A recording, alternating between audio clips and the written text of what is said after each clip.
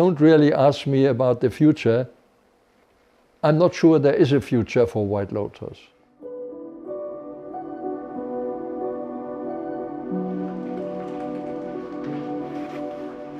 Book business is going down. I see many old people, they die. The young people just get rid of the library. People don't read books anymore.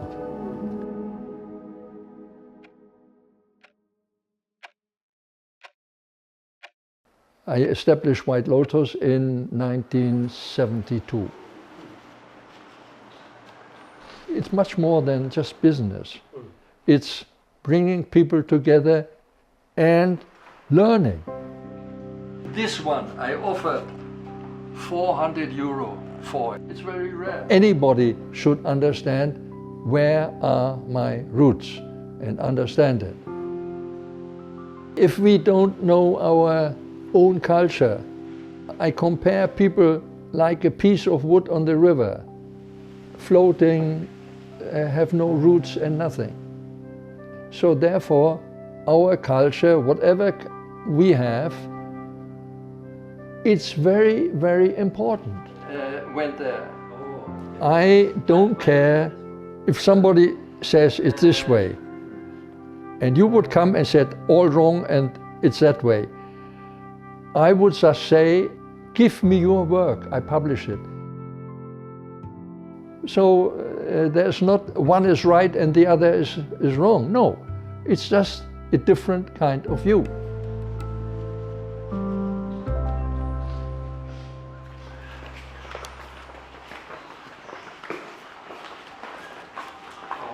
My name is Diethard Ande. I'm German, some kind of German, I must say.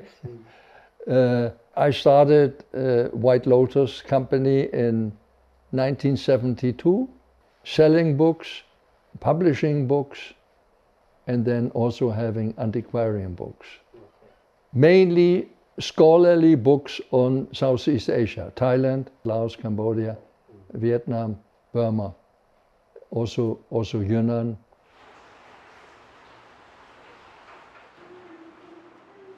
I was very shy.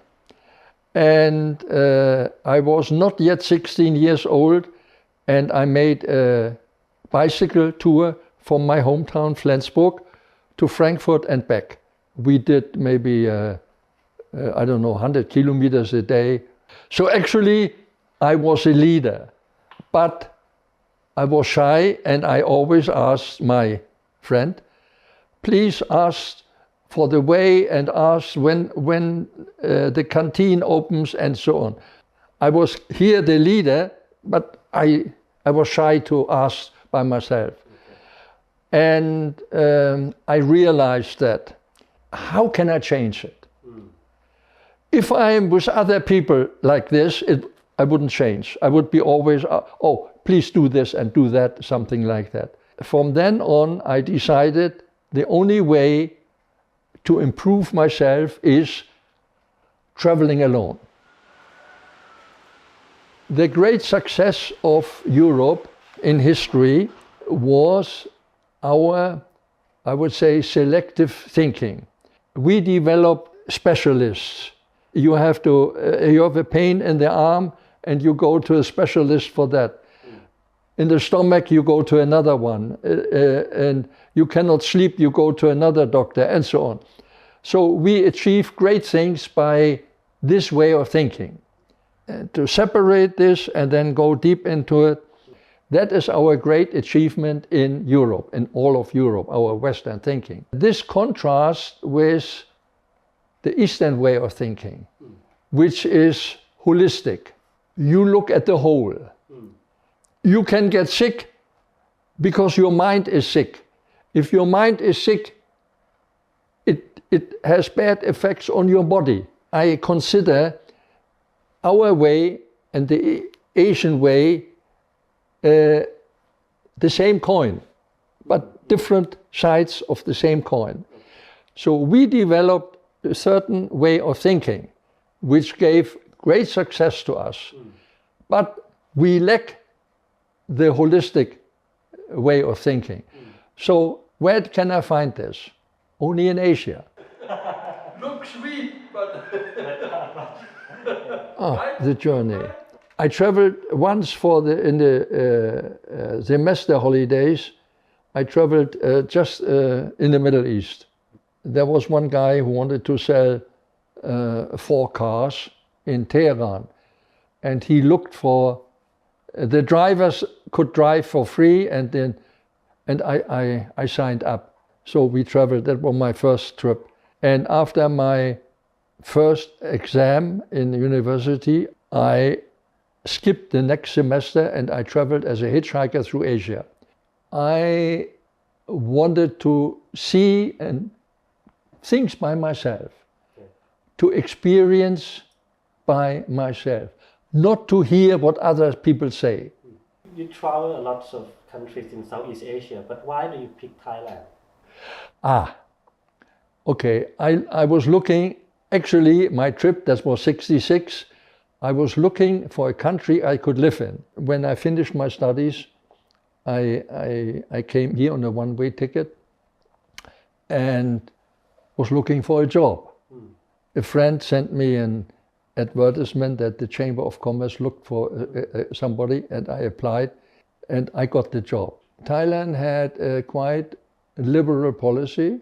When I came in the 70s, you know, the economy went up to 97. But till then, no racial discrimination. Religion is no issue. In a way, it's a paradise for me. Okay. Why did you name it White Lotus? Actually, okay, I wanted a neutral name because I didn't know what to do. I wanted actually Lotus, but they said no, cannot. So then a friend said, try White Lotus. Okay. Hardly anybody would have this book in Thailand. I show you one postcard. When I did business, I was in Chinatown every day selling car spare parts. When did you start to do business about books? No, I started business right from the beginning. Okay. I was selling German pocketbooks to Don Mueang Airport. At that time was all easy. I sold it also to shops, and I also started selling some antiques. And then I started selling books to the antique dealers. And my first book was Yao ceremonial paintings. I have a few copies. I sell it very expensive if I get it. Okay, this French, Jacques Lemoine, here, this is a whole set. When you buy one, at that time, you pay at least 10,000 baht for one. I think in the first year I sold 100 or 150 copies. That was quite successful. If you buy this and you know you pay 10,000 baht for one, you can easily pay 1,500 baht or for the book, and then you have something. When I came here, there was Asia Book, and so I stayed away from, I never even tried to compete with any of those. I'm a niche market publisher. I looked, what do the others not have? The cupboards are done either by area, by country, or by topics. Just here is a social science, and then I have mammals, just animals, ceramics and handicrafts, certain handicrafts, performing arts, and that includes Ramayana, Ramakien, musical instruments, and so on. I call it Himalayas, Tibet, Nepal, Sikkim, and cultural units or something like that. Okay, I did a lot of historical reprints that I choose. Then I had a friend who translated, for example, the Pavie Mission is in French, and other books. He translated them from French or Dutch, German, translated them, and I published them. I did a book on pentacular monuments of Pagan. That was an article in École Française d'Extrême Orient. And I said, that is such a good topic, let us make a monograph out of it. And he made it. Then other people came to me and said, knowing my books, I have a work, I have a thesis, and would you publish it? Yes, and then, but you know, a thesis is not yet a book. A thesis has to be reformatted to be a book. So then I did that. I don't care if somebody says it's this way, and you would come and said all wrong and it's that way. I would just say, give me your work, I publish it. So there's not one is right and the other is wrong. No, it's just a different kind of view. Where do you get this from? It seems really rare and Yes, really yes, yes. old. I would. All these things were a learning process for me. When I came here, I knew as little as any other Farang knows about this. So therefore I asked, what is this and what is that? Then I started exhibiting books at international conferences. Thai Studies Conference, Burma, Laos, Cambodia, archaeology. Then I listened also to the papers, and when there was an interesting paper, I approached the guy. Why don't we make a book out of that, of your things? So for me, it was a learning process. You know, I became a link. I always asked, why you want this book? Oh, I'm doing maybe a study or my PhD on this subject, and then I would say, yeah, then I can offer you this or that book also. Or do you know this person or that person who was in the same field or something? So I brought people together. You know, my business it's much more than just business. It's bringing people together and learning. When customers come and want a certain book on, then I ask, and can I ask questions? And I learn. It's beautiful. I felt quite happy that I could help somebody. Yes, you know, that is some satisfaction in the work. You once said that we should know our past to chart our future. Can you tell me about that?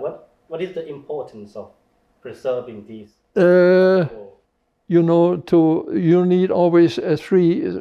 From where do I come? And now I'm here. The third part is, where do I want to go? And how do I want to go, or something like that. So we need to know what is our strengths. My strengths here is my cultural roots.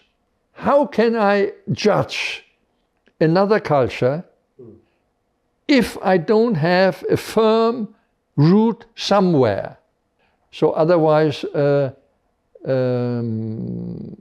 we would make stupid comments on other cultures if we don't understand first our culture. If we don't know our own culture, I compare people like a piece of wood on the river, floating, have no roots and nothing.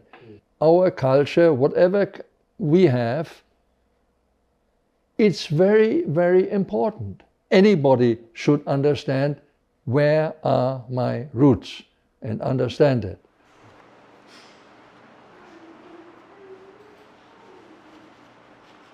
I hired these two handicapped girls because handicapped people are treated badly in Thailand. That I hire them, it's not charity, it's to give them a chance. So I tell them, look here, as long as I'm alive, you have to learn as much as possible.